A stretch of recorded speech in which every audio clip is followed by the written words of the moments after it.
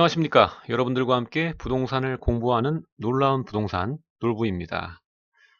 오늘은 정부에서 이번 달 말에 또 강하게 규제안을 또 추가적으로 내놓을 것 같습니다. 그래서 이번 8월 말에 추가 규제는 또 어떤 것들이 나올지 예상하는 규제에 대해서 이야기를 해보고자 합니다. 도대체 어디까지 규제책을 내놓을 것인지 참 궁금합니다. 제 개인적인 생각에는 7월에 거래 어느 정도 일어나면서 다시 또 상승 추세로 얘기는 하고 있는데, 거래량 자체가 추세 전환됐다고 보긴 상당히 어렵거든요. 그런데도 또 추가적인 규제를 이번 달 말에 내놓는다고 하니까 좀 걱정이 되는 게 사실입니다. 그럼 어떤 이야기들이 좀 나오고 있는지 좀 살펴보도록 하겠습니다. 자, 일단은 규제책이 작년부터 계속적으로 나왔죠.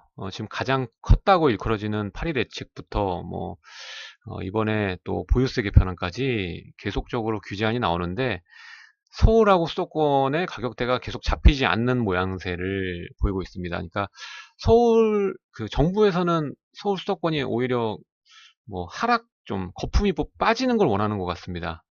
근데 거기엔 상반되게 지금 지도에서 보시다시피 관악구 금천구도 1억 정도, 1억 이상 올랐고, 그리고 강남 말할 것도 없이 가격대 많이 올랐고요. 그리고 여기 보시면 종로랑 서대문구, 중구, 동대문구, 광진구도 꽤 많이 올랐거든요. 그리고 요즘에 좀 이야기 많은 지역 은평구 같은 경우에도 지금 여기는 1억대로 나왔는데 더 지금 오르고 있는 상황이고, 아무튼 이제 가격대가 서울 전반적으로 1억 이상 안 오른 지역이 없습니다. 다 많이 올랐거든요. 그래서 정부에서는 그만큼 고심이 좀 깊은 거라고 생각이 됩니다. 이제는 10억은 돈도 아닌 것처럼 아파트 가격이 다 10억이 넘어가는 상황입니다. 안타깝기도 합니다. 자, 그러면서 정부가 이번 8월 말에 추가 규제를 발표를 할 건데 어떤 게 나올 것인가 예상을 좀 해보면, 첫 번째, 규제 지역이 좀 조정이 있을 것 같습니다. 서울하고 지방의 일부 지역은 더 강화시키고 일부 지역은 좀 빼주고, 이런 조정을 좀 거칠 것 같습니다. 지금 눈에 띄게 오르는 지역도 있고, 그럼에도 불구하고 투기 지역은 아닌 지역도 있고요. 그러니까 재조정이 좀 있을 것 같다 생각이 되고요. 두 번째로는 또 세금이죠. 세금 더 높일 것 같다는 생각이 듭니다. 양도소득세제 개편이 논의 가능성을 비치고 있습니다. 지금 우리 여러 가지 보면은 이제 장기주택, 장기보유 특별공제 제도를 좀 손볼 것 같은 그런 느낌이 들고요. 그리고 세 번째로는 재건축이 또 추가 규제가 예상이 됩니다. 재건축 아직도 때려잡을 게 남았는지 또 계속 또 추가하고 있죠. 이 추가 규제하고 또 부담금에 대한 예상액을 정부처에서 통지하는 방식으로 관리를 하는 그런 규제안이 또 나올 것 같고요. 그리고 이제 다주택자를 과세를 좀 감시망 가동해서 세금을 많이 거둘 것 같습니다. 일단 다주택자 분들은 임대사업자를 등록하게끔 계속 트라이를 하고 있어요. 이제는 임대사업자를 등록해야 세금이 더 적게 나오는 그런 규제로 가고 있습니다. 그렇기 때문에 다주택자 과세액 감시망을 좀 가동한다 보시면 될 것 같고요. 마지막으로는 얼마 전 박원순 시장이 발표했던 마스터 플랜 같은 대규모 개발 사업이죠. 이런데 호재 재료가 크면 편중되는 현상. 요즘에 돈이 좀 갈 데가 없잖아요. 그래서 재테크 부동산을 좀 많이 선택을 하십니다.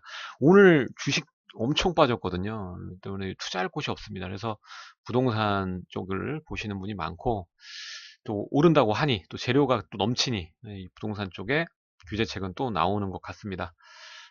그렇기 때문에 이 대규모 개발 사업 억제, 이거는 가능한 일인지 모르겠습니다만 얘기는 나오고 있는 것 같습니다. 기간이라던가 이런 거 정확하게 고지하면은 한참 뒤의 일이니까. 자, 그럼 첫 번째로 아까 했던 지역을 조정한다는 내용에 대해서 보면요. 지금 현재 투기 지역, 투기과열지구, 조정 대상 지역 이렇게 나뉘어 있습니다. 현재 서울의 11개 구하고 세종시가 투기 지역에 있고 여러 가지 페널티를 가지고 있죠. 청약 1순위 제한이라던가 재당첨 기준 강화, 그리고 중과세 10%더 주고, 뭐 대출 하나밖에 안 나오게끔 하고, 뭐 이런 여러 가지 그 규제죠. 그리고 투기 과열지구는 이제 서울 전구가 다 속하고, 거기에 추가로 과천시가 속하고요. 그리고 이제 조정 대상 지역에 부산 7개구와 그리고 성남, 하남, 고양, 광명, 남양주, 동탄 2가 들어가 있습니다. 여기 딱 보셔도 좀 빼줘야 될 지역들도 있고 더 추가해야 될 지역이 좀 있죠. 이 보면은, 자, 서울과 지방 규제 지역 재조정. 최근 가장 상승이 눈에 띄는 지역이 바로 종로구, 중구, 동대문구, 동작구입니다. 여기 다 개발 재료가 있죠. 뭐 세운이라던가, 그리고 청량리, 뭐 동작구도 노량진 뉴타운, 뭐 재개발, 뭐 이런 것들 때문에 지금 요즘 요 몇 달 동안 가격대가 좀 많이 올랐거든요. 그래서 투기 지역으로 좀 추가 지정을 고려한다는 내용이 좀 많이 잡히는 것 같습니다. 그래서 추가 지정이 될 확률이 좀 있고요. 그리고 재건축 호재가 좀 요즘에 있죠. 광명 뭐 철산 지역이라던가 또 안양 쪽 라인 뭐 보면은 청약이 요즘에 오픈하면 굉장히 사람 많이 몰리거든요. 그래서 여기를 투기 과열 지역으로 추가 지정된 얘기가 좀 돌고 있고요. 그러니까 지역을 더 추가적으로 들어가는 거죠. 그리고 반대로 최근 하락세를 좀 보이고 있는 부산은 일부 지역, 7개 지역 중에서 일부 지역이 청약 조정 지역에서 해제되는 걸 좀 검토 중에 있다. 이렇게 보시면 될 것 같습니다. 일단은 앞서 첫 번째 말씀드렸던 뭐 종로, 중구, 동대문구, 동작구는 뭐 투기 지역으로 거의 갈 것 같습니다. 이 재조정이 되는 것 같고요. 자, 다음 재건축 추가 규제가 좀 이상이 됩니다. 재건축 계속 뭐 초과이익 환수 제도도 있었고 뭐 여러 가지 규제를 내놨는데도 불구하고 잡히지가 않고 다시 또 머리를 들어 올리고 있죠. 재건축이. 그래서 이건 정말 좀 심하긴 합니다. 재건축을 하는 단지들의 임대주택 비율을, 의무 비율을 더 증가시키는 거죠. 이렇게 되면은 사업성이 좀 줄어들겠죠. 어, 가뜩이나 초과 환수 제도 때문에도 사업성이 좀 줄어드는데 추가해서 재건축 임대주택 의무 비율을 또 확대를 하는 거고, 또 재건축을 이제 시작되는 지역들 지금 이야기 돌고 있는 데는 연한 연장까지 좀 생각을 하고 있는 것 같습니다. 지금 30년으로 줄여놓은 거를 다시 또 늘리는 거죠.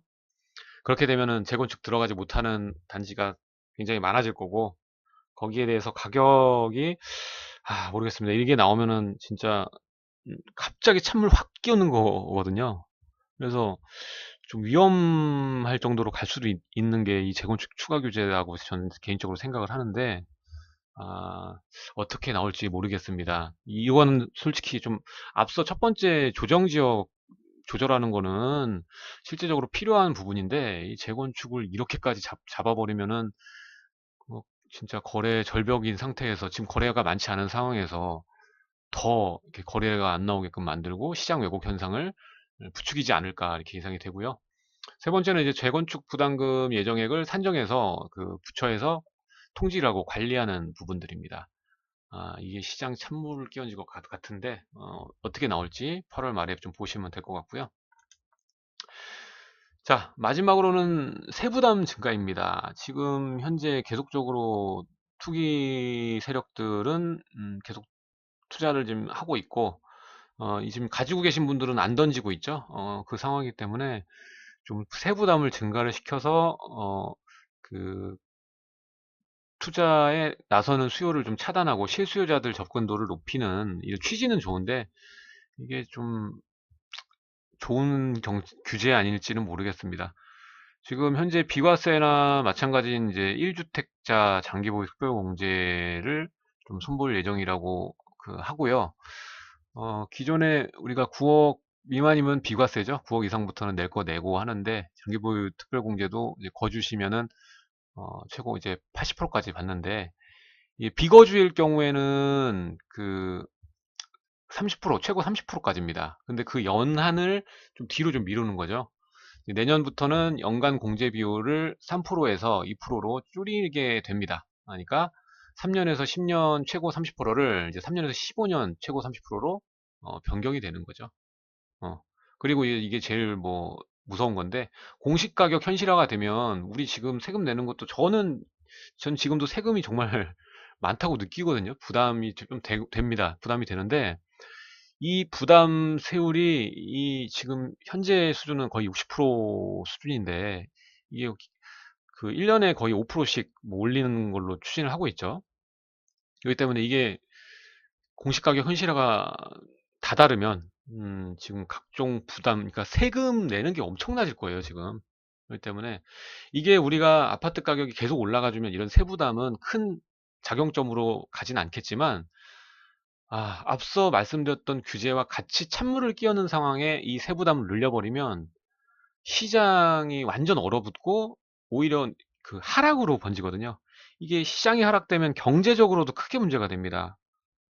이렇게 나날이 규제책이 계속적으로 추가적으로 나오면서 모르겠습니다. 갑자기 이 매물대가 멈추고 금리가 올라가고 최악의 상황에 다다르면 이 규제가 어, 여태까지 뭐 집값을 안정하는 효과를 기대하고 만들었다고 치지만 예를 들어서 시장 전체적으로 악재가 떠버리면 이것들이 오히려 진짜 발목지뢰가 되거든요. 발목지뢰가 돼서 시장 전체가 무너지게 될 수밖에 없습니다. 부동산 시장 전체가. 그렇게 되면 부동산 시장만 무너지는 게 아니라 나라 경제 전반적으로 큰 문제가 될 수밖에 없습니다. 또 그때 가서 이런 거 다시 완화해 주면은 정말 손바닥 뒤집듯이 계속 정책 가는 거고 다시 또 투기 세력 생기고 그거 이용하시려는 분들 생깁니다. 그래서 저는 지금 너무 급하지 않나 생각이 됩니다. 올 하반기, 내년 초반까지는 보고 나서 정책이 들어가도 늦지 않을 거라고 생각이 되는데요. 이번 달 말에 어떤 정책들이 실제로 이 중에서 카드로 나올지 참 궁금합니다. 오늘은 이번 달 말에 예정 중인 추가 규제안 예상안에 대해서 이야기를 좀 해봤습니다. 여러분들 구독하기 버튼 부탁드립니다. 좋아요는 저에게 힘이 되고요. 제가 틀렸거나 또 추가적으로 저에게 알려주실 부분들이 있으면 댓글 환영합니다. 내일 또 다른 내용으로 여러분들을 찾아뵙도록 하겠습니다. 시청해주셔서 감사합니다.